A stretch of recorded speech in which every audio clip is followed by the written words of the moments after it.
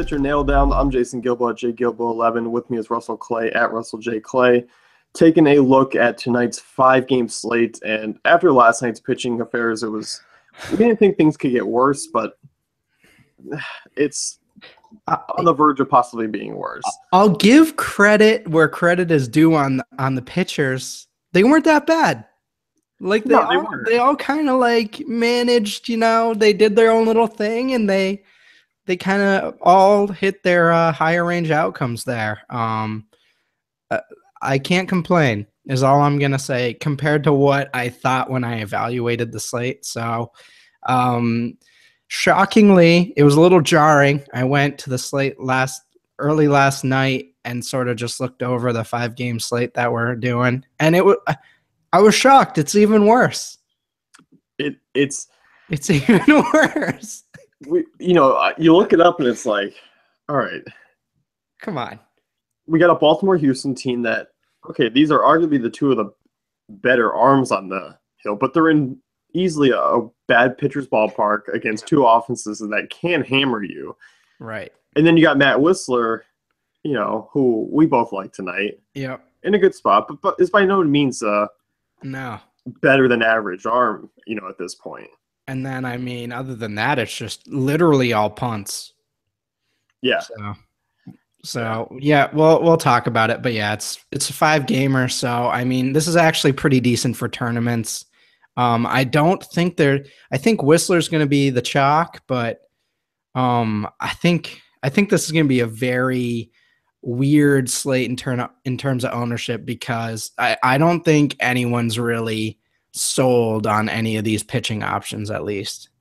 No, and I think you mentioned tournaments, and I think that's just going to be where I find myself in tonight. Mm-hmm. I don't, unless I can pick up on a high ownership cash game guy who should be Whistler, but overall, I think this is one where you just kind of maybe take the night off, or you play a couple. If you're a pure cash game guy, maybe throw in a few tournaments, cheap tournaments, like the $1 or $5 tournaments or whatever.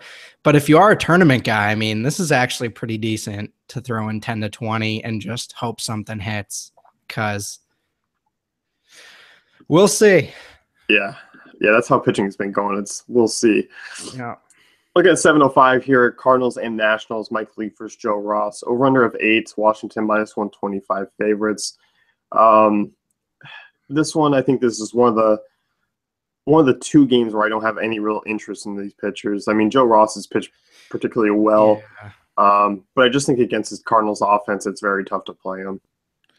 Yeah, Ross is not someone I'm in on, even with sort of the Vegas odds. He's got one of the better Vegas odds of the night, -130, Nationals favorites, and Cardinals only projected for 3.5 runs. But just the matchup in general, Cardinals aren't a team I generally target, even though my boy Aledmus Diaz not really pulling through for me lately. But he's not someone I'm necessarily targeting tonight. He's kind of struggled lately, and not something I want to get involved in. Yeah, me either. And Mike Leake on the other side, no general real upside with him. No, and contact. Yeah, and I think when you look at his struggle to righties since 2014, 1.19 home runs per 9, 327 WOBA, you kind of worry about Harper and Murphy there in the middle. So I'm actually thinking about playing Harper, Murphy, Revere sort of mini stack there instead of going with Leake as my pitcher. Yeah, I'm with you. I think those lefties against Leake are in a pretty favorable spot, and I know we'll probably hype them up a little bit more on the DK and FD pods. Mm-hmm. Next game here, you got Rockies and Red Sox, 9.5 over/under. Boston -166 favorites. If you were solely going based off of a win, Buchholz would be your guy, but he's been awful. And I know the Rockies are outside of cores, but it's just like I can't even get behind him even at his price tag. And there's a reason why he is actually priced below Willie Peralta tonight, and that's just because how bad he's been. Yeah. I would describe my thoughts on Buchholz as he is basically that 2K pitcher or 2K second baseman who hasn't had a hit yet in like 20 at bats this year, but they're throwing him in the 2 hole. That's kind of how I see Buchholz tonight. He's been god awful, and he's nothing other than a pure tournament punt play. But I think there's a chance. I think there's like a 10% chance he puts together a decent start tonight. And I think on this type of slate, that is sort of worth it. Is he a cash game arm? I'll be really upset with you if anyone throws him in a cash game. But in terms of a tournament punt play on this slate, I'm going to do it at least one of my 20 lineups. So there it is. It's to the point where it's a 5-game slate, and you're just saying, what the hell? Yeah. I think there is a chance. I'm just thinking of the Dumb and Dumber where so saying there's a chance. It's about, I would say more like 1 in a million. Really? I'd give him 10% chance of getting over 15 DK points tonight. Oof.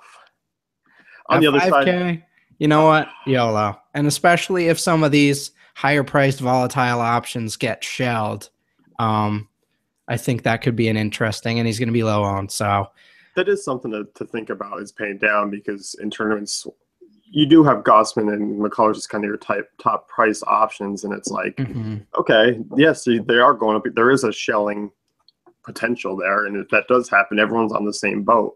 So, and then you kind of can hedge and get your top hitters in there and feel pretty good about it. But it's a high risk, high reward situation. Yeah, which is what you need sometimes. And there's no indicators from 2016 for reasoning why you'd play Buchholz, but obviously he hasn't been this bad his entire career, Yeah.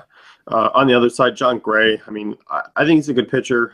He's going to be up and down, but against this Boston team, it's just no way. Their Vegas is projecting them for over 5 runs again. Yeah, I mean, he is a good pitcher, and that's the problem. Like, you want to play him again. It's tough to see a situation where he gets through that entire lineup, Like, I could see him sort of dominating 1 through 4 or dominating 5 through 9 or something like that. But to get through that entire lineup right now with their 7-hole hitter, and maybe we'll see what Pedroia's status is, but we'll see. I just don't see a range of outcomes where he gets through that entire lineup, I guess, And that's the thing, like last night, I mean, the first time through the order, they didn't do much against Chad Bettis. And I think that's going to be kind of the same thing where John Gray may make it through the first round of the order and throw 3 innings and be fine, allow 2 hits or so. But then that second, third time come around, and then they get to that bullpen, and it's like, that's where this Red Sox team just kind of eats you away. They make their adjustments. They're so good at that. So definitely a stay away today. I mean, if you're making 20 tournament lineups, I'd throw them in there. But 10, I don't think so. A big 9.5 over under. This team's looking pretty offensive. Yeah, it's just a stay away, unfortunately. Brewers and Braves here. Willie Peralta, Matt Whistler, 7.5 over under. 7.5 here's the lowest on the night. So this is kind of a area where you can look at some arms, and I think we're both in agreement that Matt Whistler is going to be the guy. Probably going to be the chalky cash game guy just because he's a small favorite. Yeah. Been pitching pretty well. I mean, there's a lot to like about him. I mean, he's been strong against right-handed bats this season, 258 WOBA. And I mean, this month an ERA under 2. So pitching well, Turner Field. This Braves lineup or Brewers lineup has not been good, and they strike out a ton.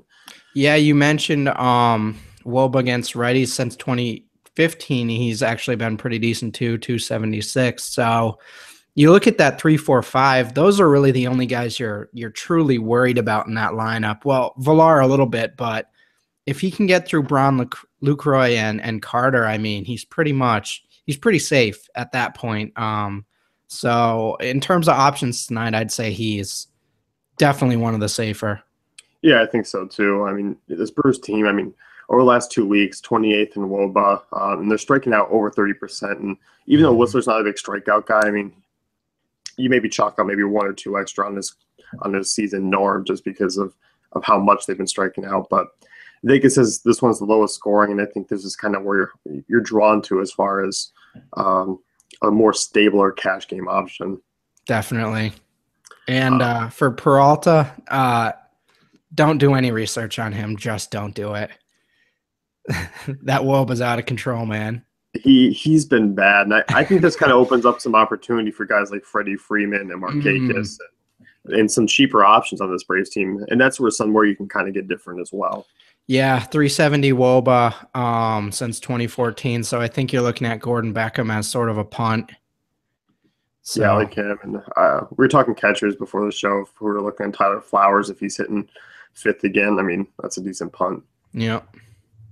Moving on to the next game here, and this game features two of the better arms on the slate. Orioles and the Astros there in Minute Maid. This game's a pick 'em according to Vegas. I mean, Houston minus 107. Trying to distinguish a true cash game guy out of this one is tough to do, but yeah, I might lean on Gostin maybe just a little bit more in cash games if I'm going that route. But I still think both these guys are I think a high-scoring pitcher is going to come out of this game, and I think one of them is going to be there. But I think it's going to be McCullers, actually, who comes out as kind of that GPP top guy tonight. Example, because I like McCullers and cash, especially on DK. I'm going McCullers Whistler for sure if I am playing cash. I just don't like some of the splits for Gausman. 1.36 home runs per 9 against righties and 335 WOBA since 2014. So I'm worried about the front of that lineup. Obviously, Gausman's still one of the better upside guys tonight and still one of the better options, borderline cash. I just think it's more preference tonight, you know? So I do understand that, and I will have shares, obviously, in tournaments. I think he probably has the highest upside tonight, probably. Is Gausman? Yeah. Yeah, I mean, you look at this Houston team. I mean, they strike out quite a bit. I mean, over 25% this year and 14th in WOBA. I mean, Gausman's pitched relatively well this season, 2.70 ERA, 3.31 FIP. So his strikeout rate's pretty average, but I think with this Houston team and what they strike out at, it kind of upside there. Yeah. So I think it's those three with those two with Whistler as cash if you're really going to go that way. Yeah, and I think I'm going to kind of split my shares between McCullers and Gausman because I like McCullers a lot. I mean, last year a strikeout rate right around 25%. This year, I mean, swinging strike rate of 11, so he's kind of bringing that to the table again. Coming off a pretty strong start against Texas. So, I mean, this Baltimore team, they're good, but it's a small game slate, but overall, I mean, they're not like an automatic fade for me, kind of like the Cardinals or the Red Sox are. They do have their down days. Yeah, they definitely do. So, and that's the direction I'm going. I think most of my shares will be with those three tonight. Next game here, you got White Sox and the Royals, Miguel Gonzalez, Danny Duffy, 8.5 over under. KC, sizable favorites there, minus 149. Danny Duffy, he had a pitch count last game. Should be stretched out a little bit more. I mean, went into the fifth inning and got 13 DK points. He's been relatively well this season. I think he'd be kind of a cheap punt option. I think if I'm looking that way on DK punting, I think I prefer Duffy over a guy like Buchholz. Interesting. Yeah, the only thing you love Duffy. I mean, Duffy's got some decent upside tonight other than he's not really getting past the fourth inning there. That's a major bummer. But if they extend that, maybe gets through 5, yeah, I definitely see some upside there. I like him as a punt play. I think he's pretty solid. Yeah, I mean, he's pitched out of the pen for most of the season, starting to kind of get worked out as a starter because of injury issues to Chris Young. But I mean, healthy strikeout rate this year. I mean, 28%. Obviously, you don't expect that to continue as a starter, but he's shown swing and miss stuff. You like that big favorite there. And also, I mean, overall, I'm expecting that KC offense. So if he can work into the fifth and get that establishment for a win, I can see him coming away with 15, 18 points tonight. I will say I'll probably be throwing some Todd Frazier and Jose Abreu tournament slots in there for quite a few. But other than that, I think he's a pretty solid punt. Yeah, definitely. And Miguel Gonzalez on the other side, the Royals offense is my second favorite on the slate behind the Red Sox. I like them a lot, 1 through 6 there. Yep. I like that call. I did the stacking article and they are one of my top 3. So definitely with you on that. And they're not killing you with salary. So you can probably still fit some Red Sox in there with a full Royal stack. Yeah, definitely. That's going to wrap things up here with the pitcher nail down. Hopefully, we'll check back in tomorrow with a better day on the bump. But be sure to check out DaveFantasyCafe.com for all our great tools and content.